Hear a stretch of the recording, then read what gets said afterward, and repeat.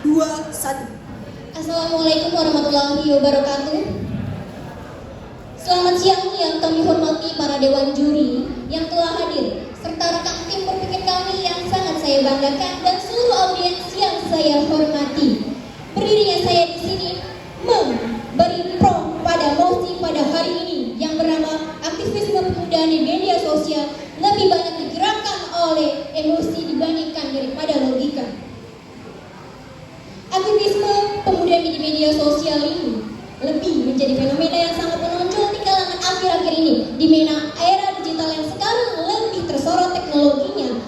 Banyak sekali akun-akun hoax dan hal-hal tertentu yang menyebabkan kematian seseorang. Itu dikarenakan apa? Karena tidak mencari datanya terlebih dahulu, tidak mencari dengan logikanya, tapi langsung mengetik. Sekarang itu bukan lagi tentang mulutmu harimau, tapi ketikahmu adalah dapat membunuh seseorang.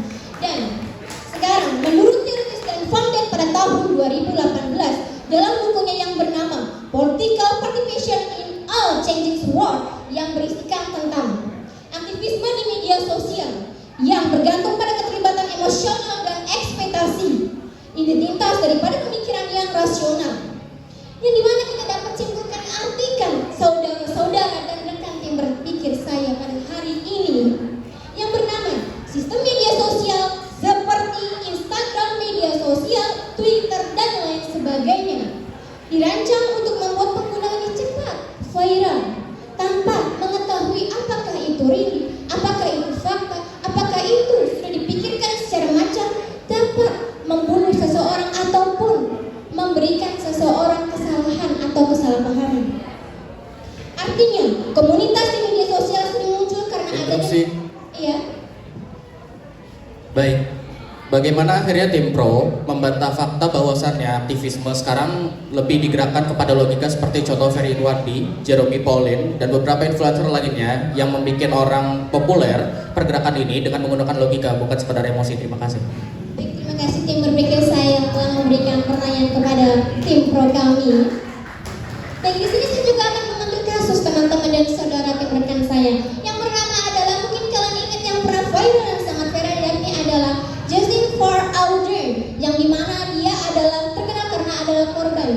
Orang-orang netizen dan semuanya tidak mencari tahu dulu dan disebut dengan yang namanya emosional, yang dimana di dalam buku juga tersebut, yakni emosional adalah hal yang pertama sering dilakukan oleh manusia sendiri, terlebih lagi jika hal itu menyangkut komunitasnya ataupun terhadap individunya sendiri. Di sini yang dimana kasus Audrey, ketika para narasumber atau korban telah dinyatakan hal tersebut, para masyarakat tidak mengetahui hal yang sebenarnya.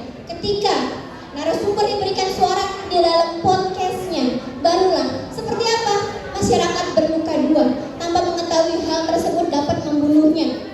Ketikannya omongannya. Sekian. Saya lanjutkan. Oke, terima kasih. Saya lanjutkan argumen saya pada hari ini. Dari kasus tersebut bisa kita lihat juga pada kasus Timothy yang baru akhir-akhir ini terjadi di kalangan masyarakat yang sempat heboh pada hari ini, yakni yang dimana sebelum mengetahui apa penyebab kematian dari Timothy itu sendiri, apakah itu disebutkan oleh suatu bulian, tetapi ketika di podcast yang disebut dengan diundangnya Ibu Timothy itu sendiri, para dewan juri dan rekan tim berpikir saya, dia mengatakan dengan tegas bahwa tersisa terlebih dahulu telah adanya penyakit sebelum kebulian itu sendiri dan dibully ketika sudah meninggal. Terima kasih. Interupsi? Iya. Mohon perhatiannya. Di sini kita sedang membicarakan aktivisme, kegiatan pemuda, bukan hal-hal yang mencakup selebgram atau apa. Kita berbicara tentang aktivisme. Baik, terima kasih. Baik, saya akan lanjutkan Dharma. Sebelumnya tadi sudah diberikan kasus seperti Jeremy Pauline, juga sebenarnya itu adalah salah satu selebgram. Jadi saya juga memberikan kasus yang seperti sama, ya, ini adalah kasus Rizal Argo. Jika mau dikaitkan lagi dengan kasus yang pemuda, sekarang kita lihat, kalian itu para mahasiswa, kalian harus mengetahui dulu data-data yang ada. Data-data yang ada, apa kalian pikirkan secara logika? Apakah kalian hanya langsung menghentikan itu dapat membunuh seseorang? Kita bisa lihat aktivisme itu kan bergerak. Sesuatu itu bergerak juga harus dilakukan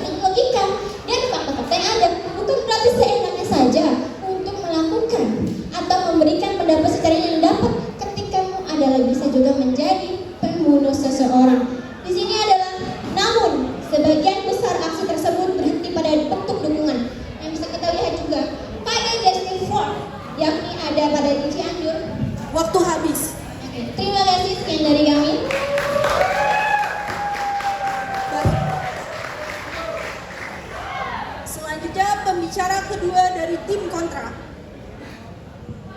Apakah sudah siap?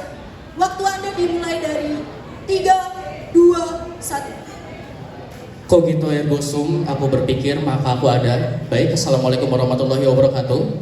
Shalom, Om Swastiastu, Namo Buddhaya, salam kebajikan bagi kita semua. Pertama-tama saya ucapkan terima kasih kepada Dewan Juri yang terhormat. Yang kedua saya ucapkan terima kasih kepada moderator sekaligus timekeeper. Dan saya mengucapkan ahlan wa sahlan, selamat datang kepada rekan berpikir kami dari tim Pro, dari Fakultas Ilmu Komunikasi.